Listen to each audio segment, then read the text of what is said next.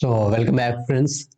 So today we are going to see other ancient texts, biographies and history. Okay.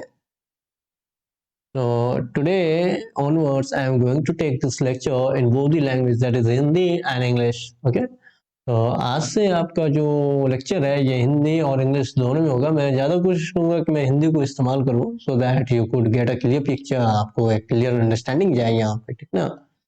तो इससे पिछले वाले lecture में हम लोग देखते हैं अर्ली कन्नड़ा लिटरेचर और तेलुगु लिटरेचर। तो अर्ली कन्नड़ा लिटरेचर में हम लोग देखते थे कि 5th और 6th सेंचुरी ऑनवर्ड से हम लोग को कन्नड़ा इंस्क्रिप्शंस मिलना चालू होता है।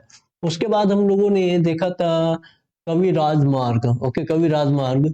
और ये जो कवि राजमार्ग जो आपको वर्क है ये लिखा गया था एक राष्ट्रकूटा किंग के द्वारा, जो कि अमघोषा फर्स्ट थे। तो उनके द्वारा ये 9th सेंचुरी का ये वर्क है, जिसमें ये बताया गया है कि आपको प्रीवियस, और ये माना जाता है कि कवि राजमार्ग ये oldest surviving piece of literature है। खास करके अर्ली कन्नड़ा लिटरेचर की मैं बात कर रहा हूँ। इस लैंग्वेज में कवि राजमार्ग ये सबसे पुराना सर्वाइविंग टेक्स्ट है, ठीक है।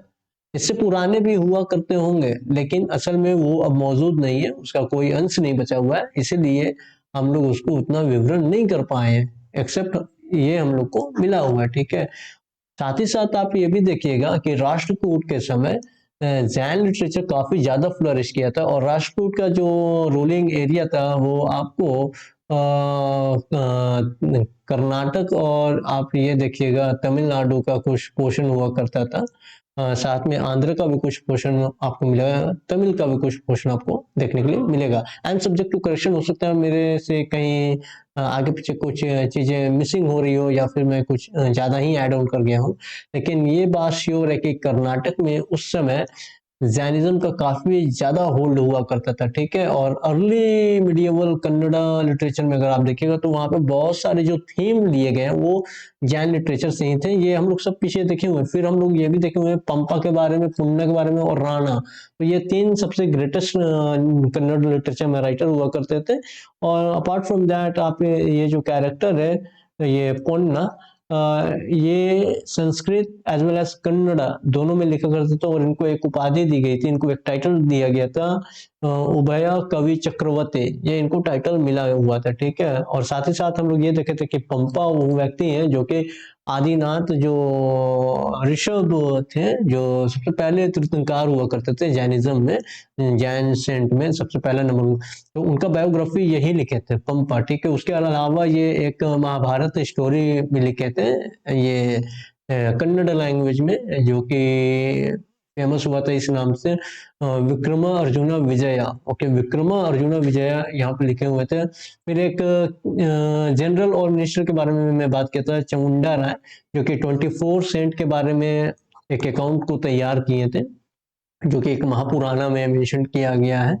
फिर हम लोग 12th सेंचुरी में आके देखे थे कि एक नागा चंद्र या फिर अभिनव पंपा है, जो कि राम के ऊपर वो पूरा जो रामायण का जो जैन वर्जन है रामायण का वो ये लिखे थे नागा चंद्र या फिर आप कहें अभिनव पंपा, और उसका नाम था रामचंद्र चरिता पुराण। ओके, उसके बाद हम लोग आगे बढ़े थे और तेलुगु लिटरेचर के ऊपर आए गए थे, और वहाँ पे नन्या के बारे में हम लोग देखे थे कि वो फर्स्ट 2.5 बुक ऑफ महाभारत को लिखते हैं, और ये काफी फेमस हुआ था क्योंकि ये आपको अर्लीस्ट सर्वाइविंग तमिल लिटरेचर है, सॉरी तमिल नहीं, ये तेलुगु लिटरेचर है जिसके बारे में हम लोग बताए थे, और ये मिक्स्ड वर्स और प्रोज दोनों में लिखा गया था, ठीक है। उसके बाद हम लोग देखे थे चालुक्य किंग के ऊपर कि मतलब कि इनके कहने पे ही ये सारे टेक्स्ट लिखे जा रहे थे। उसके बाद हम लोग देखे थे तिकना, ये एक इम्पोर्टेंट पर्सन है जो कि 15 प्रवर्स यहाँ पे एड ऑन किए थे और एक नया ट्रेंड ये स्थापित कर दिए थे नरेटिव स्टाइल में, ठीक है। उसके बाद हम लोग देखे थे कि ये टिकना ही वो पर्सन है जो कि यहाँ पे एक कंपोजिशन करते हैं उत्तर रामायण या उत्तर रामायण या तो ये यहाँ पे ये किए हुए हैं। फिर आगे हम लोग बढ़े थे तो देखे थे कि ये 14th सेंचुरी में ककात्या जब डायनेस्टी हुआ करता था उस समय ये कि अपने लेवल ऑफ मैच्योरिटी की तरफ बढ़ रहा था। उस समय उतना विख्यात नहीं हुआ था, लेकिन अभी वो फैल रहा था अपने हिसाब अपने समय से, ठीक है, लेकिन अपने हाईएस्ट पिक पे नहीं था।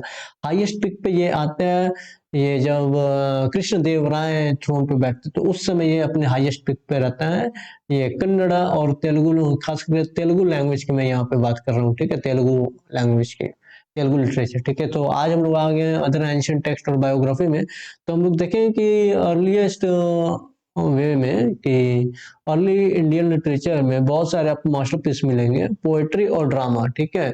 आपको नॉवेल नहीं मिलने वाला, ठीक है, आपको नाटक मिलेगा, आपको काव्य का ये मिलेगा, आपको ग्रामर के ऊपर काम किया हुआ चीज मिलेगा। जैसे कि आप देखिएगा यहाँ पे अर्लीस्ट जो संस्कृत पोएट हैं और जो प्ले राइट हैं जो इंक्लूड करते हैं अवध घोष, ये वो राइटर हैं जो कि बुद्ध चरिता लिखे थे। बुद्ध चरिता के अलावा भी इनका कुछ दो और वर्क है, जैसे कि आप सरिपुत्र कर्ण आप देख लीजिए, देन फिर सुंदर आनंद देख लीजिए, ये इनके ही वर्क है और ये संस्कृत में लिखे गए हैं, ठीक है, ये संस्कृत वर्क है। आप इस चीज को थोड़ा ध्यान रखिएगा, क्योंकि बुद्धिस्ट लिटरेचर में आप अधिकतर देखिएगा कि पाली प्राकृत बहुत ज्यादा इस्तेमाल हुआ है, ठीक है। तो ये दो, लेकिन ये आपको संस्कृत में ही मिल रहा है और कुछ कुछ टेक्स्ट ऐसे हैं कि जो आपको संस्कृत और पाली दोनों मिक्सअप है, ठीक है। उसके बाद हम लोग भाषा को देखते हैं, ये पंचतंत्रा के लिए काफी फेमस है, जो कि लोक आप कह सकते हैं उसको फोक टेल, इंग्लिश में लोग उसको फोक टेल कहते हैं, लोक कथा, ओके, लोक कथा। तो ये जो लोकल लेवल पे जो पर्सन टू पर्सन जो कहानियां सुनाई जाती हैं वो एक जनरेशन से दूसरे जनरेशन जाती हैं, तो उसमें से एक है पंचतंत्र जो ये लिखते हैं, ठीक है। उसके अलावा ये दूत काव्य भी लिखते हैं, दूत काव्य, फिर बालचरिता भी लिखे हैं। उसके अलावा इनका एक और वर्क है स्वप्न वसा दत्ता, स्वप्न वसा दत्ता भी इनका एक काव्य, और इन सब में प्रोमिनेंट आपको दिखेंगे कालिदास, ठीक है।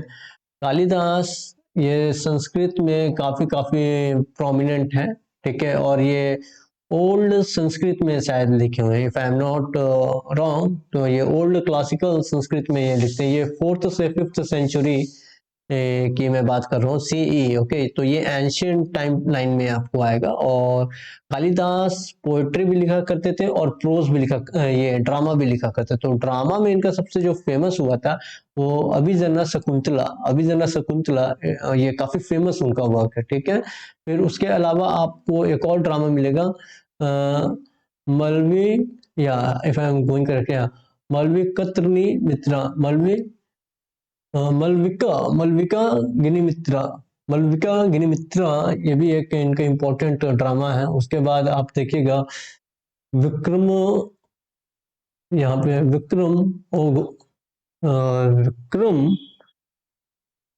और वर्षिया, विक्रम और वर्षिया, ये है एक आपको। फिर पोएटिक में आपको रघुवंशा है, फिर आपको मेघदूत है।